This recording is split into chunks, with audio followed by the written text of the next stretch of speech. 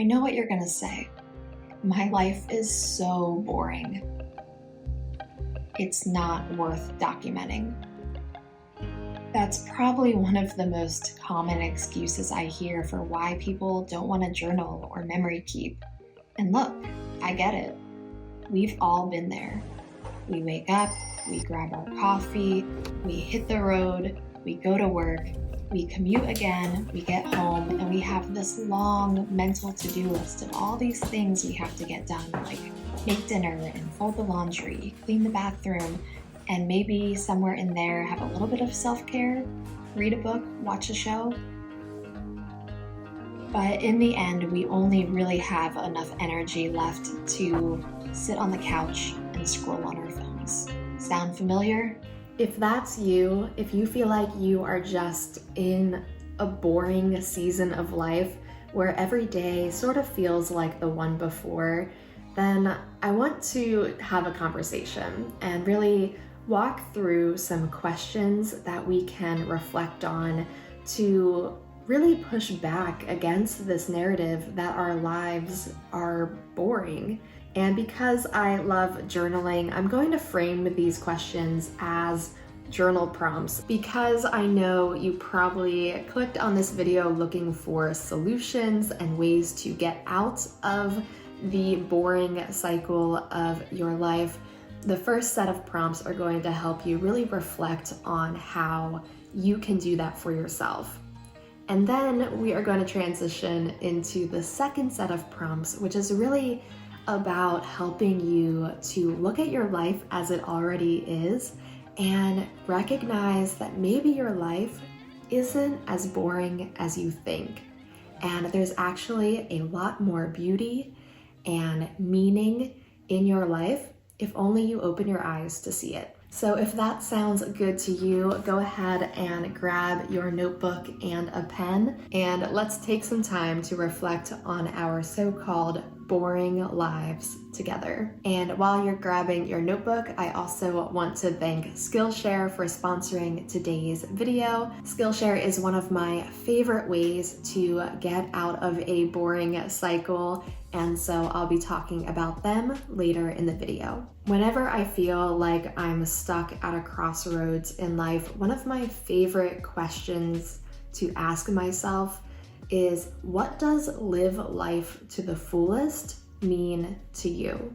If we feel like we're living a boring existence, it's important to understand why we feel that way and what we're comparing it to. What do we think the opposite of our boring existence would look like? What would a life full of excitement and meaning and value look like for us? Once you've taken the time to really reflect on that question, the ideal version of what living life to the fullest would mean to you, I then want you to take a step back and add on to this question by asking yourself, is your definition realistic or fair? A lot of times we have these ideal versions of what we think life should look like, but those ideals aren't always set in what's realistic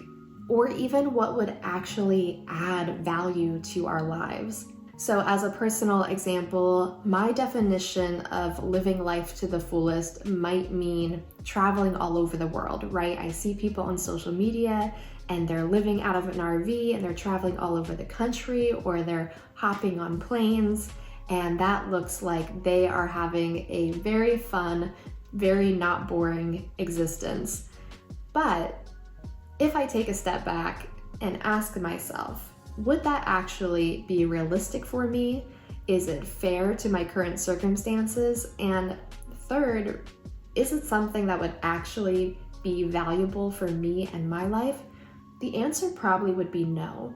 If I was to answer the question again from a more realistic point of view, I would probably say something more like living life to the fullest would include making sure that I'm traveling somewhere at least once a year, and that I'm always having a trip to look forward to, or some kind of adventure activity that's going to get me out of my day-to-day routine? So look at your answer to that first question and then try to modify it according to what actually would be realistic, fair, and valuable for your life. The next question I like to consider is, what is it about my life that I find to be boring? What is it that I'm compiling in my head to mean that my entire life is boring? And then on the flip side of that coin, what aspects of my life am I maybe not recognizing as adding a lot of excitement and meaning, and taking time to write those down?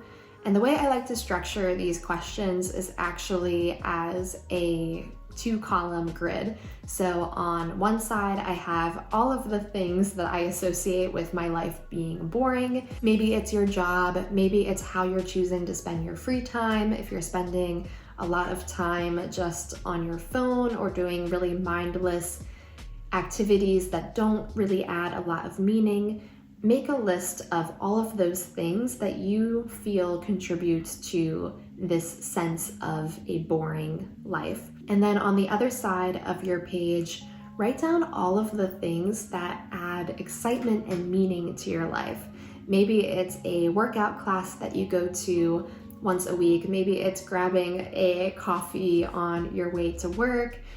It can be small things, it can be big things like a vacation that you do once a year with your family. So write down everything that you think is boring about your life and all the things that actually add some excitement or value or meaning to your life. And then just take some time to reflect on the differences between those columns. Next, we're going to take that list and look at all of the things that we named as exciting parts of our life, and we're going to reflect on how we can amplify those aspects of our life. So maybe one of the more exciting aspects of life that you list is getting together with friends, but it doesn't happen as often as you would like.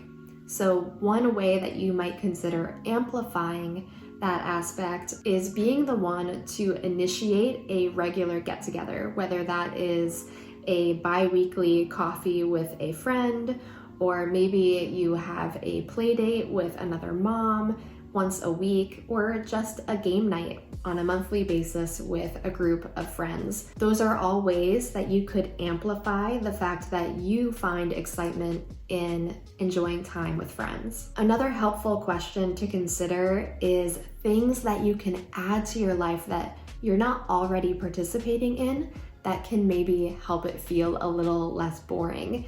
When we have something new and exciting to look forward to, it can really help to change our perspective on how we feel about life in general and just add a lot more excitement to it. Personally, I think one of the best things that you can add to your everyday existence to feel like there's a lot more meaning and purpose to your life is a new skill or hobby. And that is why I'm so excited that today's video is sponsored by Skillshare. Skillshare is an online learning community with thousands of classes and members who all come together to learn new skills, find inspiration, and take that next step on their creative journey. If you are stuck in a rut and looking for a new hobby or a new skill to propel you into a life of more meaning and interest, then Skillshare is for you. They have classes on literally every topic you can possibly imagine,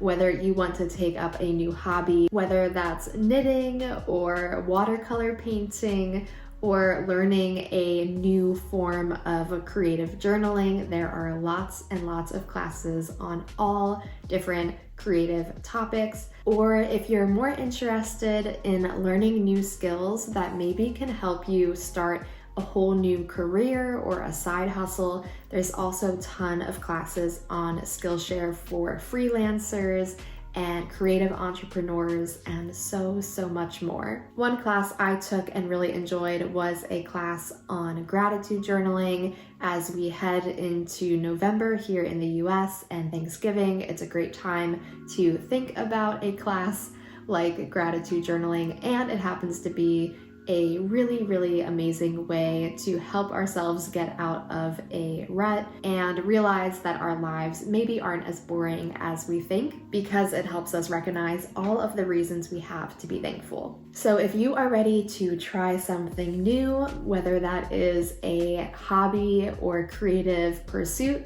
or maybe you want to up-level your career with some new skills, then definitely check out Skillshare. I'm really excited because right now Skillshare is offering an amazing deal in which the first 500 people who use my link will get access to 30 days free and 40% off your first year of a Skillshare membership. That is such an amazing offer, and I highly recommend you take advantage of it right now by clicking the link in my description.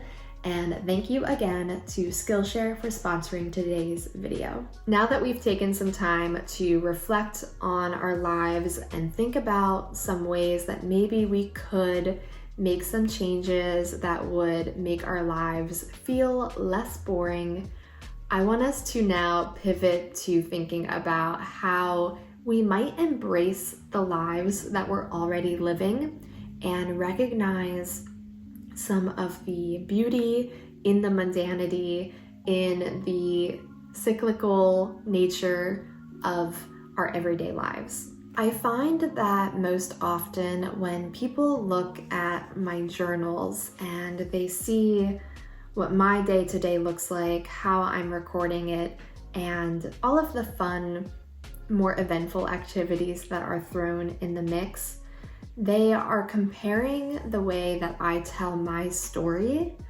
to the way that they tell their task list. And what I mean by this is that in order to document our lives in a beautiful and meaningful way, we have to stop looking at our lives as a series of tasks or events, and instead as a story. So if I was looking at my average day as a series of tasks, it would look a lot like the beginning of this video. Get up, get ready, grab coffee, go to work, do the work, get home, do some of the activities that I need to get done at home, maybe watch a show with my husband, get ready for bed, go to sleep, wake up, and do it all again, right? That probably sounds a lot like your life too. But what you did not see in that introduction is all of the beauty that was also in that day. I didn't share how I've really been enjoying this maple iced coffee that I've been making every morning. I didn't share how when I walked up to where I work, the sunlight looked so beautiful through the trees. I didn't share the warm feeling that I got when I walked through the door and my dog leapt up to greet me. Those are the things that turn an average, boring day into a story. And not just any story, but your story. So when you're reflecting on your life and your average day, I want you to think about what is the story of your life and the story of that day. Write it as if you are a character in a novel and use all 5 senses to bring it to life. When you do that, you're not just documenting, you're now memory keeping. And that to me is one of the big differences between a boring life and a beautiful life. Now you can take this exercise even further by creating a list of little joys from your day. This is a practice that I've really started doing after reading 1,000 Gifts by Ann Voskamp. She took it upon herself to attempt this challenge of writing 1,000 little joys, 1,000 things she was grateful for. And it can include literally anything and everything. It can be the sound of the rain on your window. It can be starting a brand new book. It can be getting excited about learning a new skill. It can be the joy of walking your dog. right at sunset, whatever it looks like for you, create that list of all the little joys that fill your day. And then after you create that list, ask yourself, how does this list change my perspective on the day?